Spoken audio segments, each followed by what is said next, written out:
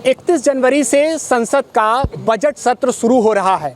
2025-26 के इस बजट सत्र से सभी लोगों को बड़ी उम्मीदें हैं। स्वाभाविक तौर पर जब बजट पेश होना होता है तो हम लोगों के बीच जाते हैं, उनसे उनकी उम्मीदों के बारे में पूछते हैं और जब बजट पेश कर दिया जाता है तो उसके बारे में जो आर्थिक क्षेत्र के जानकार हैं, अनुभवी लोग हैं, वो इस पर अध्ययन करते हैं कि जो बजट आया है वो कितना अनुकूल है, कितना प्रतिकूल है। काशी हिंदू विश्वविद्यालय में हमारी मौजूदगी है। ठीक हमारे दाहिने साइड आप देख रहे हैं कि 8 फैकल्टी है। यहाँ से अनेक दिग्गज संसद तक का सफ़र तय कर चुके हैं और यहाँ पर भी इस समय बजट को लेकर छात्रों के बीच में चर्चा हो रही है। निश्चित तौर पर जब बात होती है बजट की तो सबसे पहले बात आती है युवाओं की। युवा देश कहा जा रहा है, लेकिन क्या बीते वर्षों में सरकार का बजट युवाओं के अनुकूल रहा है कि नहीं, ये भी सबसे बड़ा सवाल है। ये सभी जो छात्र हैं काशी हिंदू विश्वविद्यालय परिवार से जुड़े हैं, हम उनसे बात करेंगे। भाई साहब नमस्कार। 31 जनवरी से बजट शुरू हो रहा है, सीधा सवाल रहेगा सभी से, कितनी उम्मीदें हैं इस बजट? नहीं, जैसा कि पूर्व में आदरणीय प्रधानमंत्री के द्वारा देश को आर्थिक रूप से समृद्ध बनाया जाने के लिए ही कार्य किया जाता रहा है, तो निश्चित तौर पर देशवासियों को और हम सभी लोगों को बड़ी उम्मीदें हैं। कुछ चीज़ें हैं जिनकी तरफ मैं व्यक्तिगत ध्यान आकर्षित कराना चाहूँगा कि चूँकि हम लोग विश्वविद्यालय परिसर में बैठे हुए हैं, शिक्षा के क्षेत्र में भी अधिक इन्वेस्टमेंट किया जा रहा है सरकार के द्वारा। पिछली गवर्नमेंट से बहुत ज़्यादा पैसे एजुकेशन, हायर एजुकेशन को दिए जा रहे हैं, नो डाउट, इसमें कोई शक नहीं है और इसके लिए प्रशंसा है। लेकिन उसके उस अर्थतंत्र के अनुप्रयोग में कुछ चीज़ें हैं जिनमें सुधार की आवश्यकता है। जैसे विश्वविद्यालयों में आप अभी आए तो कहीं बड़ी धूल उड़ रही है। कंस्ट्रक्शन इंफ्रास्ट्रक्चर के कार्य बहुत ज़्यादा चल रहे हैं, बिल्डिंग्स, लेबोरेटरीज़ और तमाम चीज़ें, डिपार्टमेंट्स, एक्सटेंशन डिपार्टमेंट्स का सब किया जा रहा है। लेकिन कई एक जगह समस्या ये हो जा रही है कि तमाम बिल्डिंगें खाली रह जा रही हैं। डिपार्टमेंट्स का एक्सटेंशन तो हो जा रहा है लेकिन नियुक्तियां नहीं हो पा रही हैं। स्टूडेंट की स्ट्रेंथ बढ़ाने के लिए स्टूडेंट और प्रोफेसर रेशियो जो है वो अनबैलेंस्ड है। पॉलिसी इम्प्लीमेंटेशन सही होनी चाहिए। पॉलिसी इम्प्लीमेंटेशन सही होनी चाहिए। दूसरी एक और महत्वपूर्ण चीज़ है, रिसर्च को लेकर के इस सरकार में रिसर्च के क्षेत्र में भी पैसे तो दिए गए, लेकिन कुछ ऐसे लोग जो सरकार के लूप होल्स का फ़ायदा उठा करके पदों पर बैठ गए हैं, उन्होंने जैसे यूजीसी नेट की जो परीक्षा हुआ करती थी वह पहले क्वालिफाइंग नेचर होती थी, उसको कॉम्पिटिटिव नेचर बना दिया गया। इसका दोष हम प्रधानमंत्री के ऊपर नहीं दे सकते। कॉम्पिटिटिव नेचर का इसलिए बना दिया गया ताकि रिसर्च का ज़्यादा से ज़्यादा पैसा रोक करके उसको प्रोजेक्ट्स के रूप में दे करके बीच का कमीशन खाया जाए। बीते वर्षों में पीएचडी यानी शोध अध्ययन से जुड़े चाहे प्रवेश परीक्षा हो या फिर स्कॉलरशिप की बात हो, उस पर लगातार सवाल उठे हैं विश्वविद्यालय से। हमारे साथ बहनें भी हैं, हम उनसे भी बात करेंगे। कैसे देखती हैं बीते वर्षों के जो बजट आए हैं सरकार की तरफ से छात्रों के लिए? जैसा कि भैया ने बताया कि वो रिसर्च वाली जो बात थी कि जो नेट को मतलब पहले अब वो कंपलसरी कॉम्पिटिटिव कर दिया गया है और उस पहले क्वालिफाइंग था, तो वो तो एक अलग मुद्दा है। पर जब उसी टाइम भैया ने कहा कि वो पैसे रिसर्च पेपर में यूटिलाइज़ हो रहे हैं, रिसर्च में यूटिलाइज़ हो रहे हैं, तो वो बच्चे जो नेट करके जो काफ़ी वक्त से मांग चल रही है कि मतलब जो नॉन नेट हैं वो नॉन नेट फेलोशिप बढ़ाई जाए, तो वो बच्चे मतलब लगातार ये बात चल रही नॉन नेट फेलोशिप बढ़ाने की। और जो 8,000 में बच्चे किस तरह से रिसर्च कर पाएंगे, अपने रहने का खर्च निकाल पाएंगे।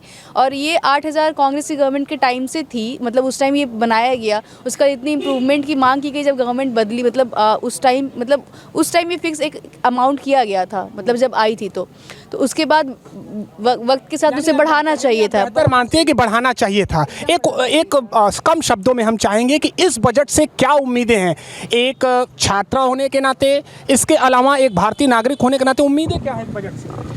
कि ये पहली तो मतलब वो फेलोशिप बढ़ाई जाए नॉन नेट बच्चों की, और उसके बाद जो एजुकेशन पे जो बजट उनका आ रहा है उसका इम्प्लीमेंटेशन कहीं दिख नहीं रहा है। ना इंफ्रास्ट्रक्चर पे दिख रहा है, ना मतलब फैकल्टीज़ में दिख रहा है, ना डिपार्टमेंट्स में दिख रहा है, ना स्कूल लेवल्स पे दिख रहा है, तो उसका इम्प्लीमेंटेशन कहीं से हो नहीं पा रहा है। आप यहाँ के छात्र हैं, आप क्या उम्मीदें हैं इस बजट से?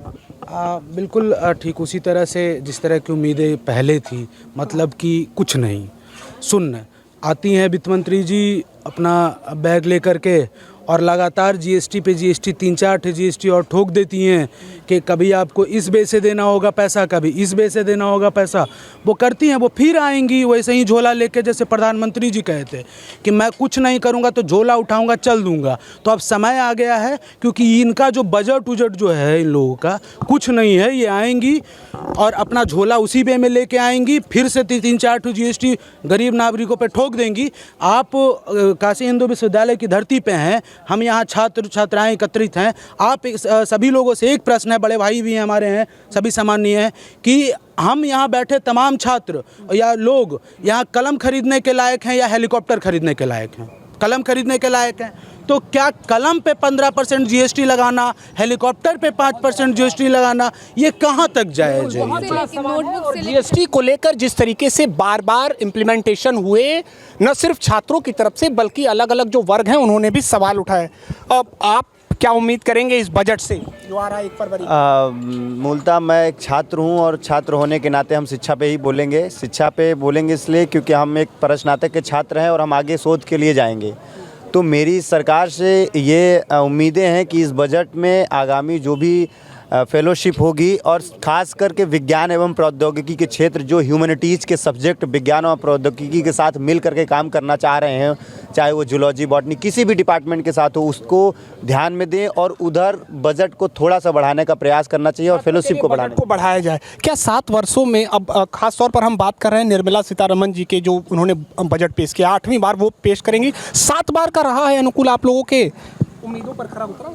नहीं, कुछ बार रहा है, बाकी टाइम बेहतर रहा है, लेकिन अभी उम्मीद ये है कि शिक्षा का बजट जो है देश में बढ़ना चाहिए और इतना बढ़ना चाहिए कि शोध का कोई भी विद्यार्थी हो तो उसको ये ना सोचना पड़े कि हम शोध कर लें कि बाकी अपने घर का काम कर लें और शोध करने में उसको कोई दिक्कत हो। अभी 8,000 की फेलोशिप है, जिससे कि ट्रांसपोर्टेशन में और कुछ चीज़ों में ही शोध के विद्यार्थियों का खर्च हो जाता है। तो हम चाहते हैं कि शिक्षा का बजट एक लंबा होना चाहिए और शोध विद्यार्थियों को उसका लाभ मिलना चाहिए।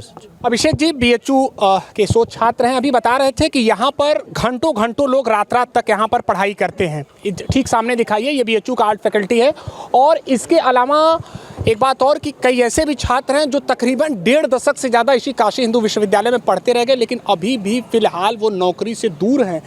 अभिषेक जी, जो बजट पेश किया गया है और अब जो आएगा, क्या लगता है कि उम्मीदों पर खरा उतरेगा इन छात्रों के? विद्यार्थी हम लोग हैं, हम लोग तो आशावादी हो गए हैं, हम लोग उम्मीद करते हैं कि कुछ ऐसा आए। पर मुझे ऐसा लगता है कि हर बार बजट पेश होता है, सारी चीज़ों को समेटने का प्रयास किया जाता है, पर कुछ विसंगति रह जाती है। आग्रह है हम विद्यार्थियों का कि ये विसंगतियाँ दूर हों और नौजवानों को, किसानों को, खास करके विद्यार्थी युवाओं में अगर हम बात करें तो विद्यार्थी जो कि यूनिवर्सिटी कॉलेजेस में जो पढ़ रहे हैं उन पर बेशक ध्यान दिया जाए। इसलिए ध्यान दिया जाए कि अभी मैं परसों लाइब्रेरी गया था, 2 दिन पहले लाइब्रेरी गया था और मैंने वहाँ की पुस्तकालय अध्यक्ष से मैंने बातचीत किया और मैंने पूछा तो पता चला कि ई परचेजिंग पर बढ़ा दिया गया डिजिटल, लेकिन जो टेक्स्ट बुक हैं उनके खरीदने के लिए हमारे विश्वविद्यालयों में पैसे के अभाव हैं। तो ये कहीं ना कहीं ये नुकसान करेगा विद्यार्थियों के लिए। तो कहीं ना कहीं इन सारी चीज़ों पर ध्यान देना होगा। विद्यार्थी है जो शोधार्थी है उसकी स्थिति हम हमारी समझ से वो मनरेगा के जो काम करने वाले कर्मी हैं उनसे बदतर हो गई स्थिति।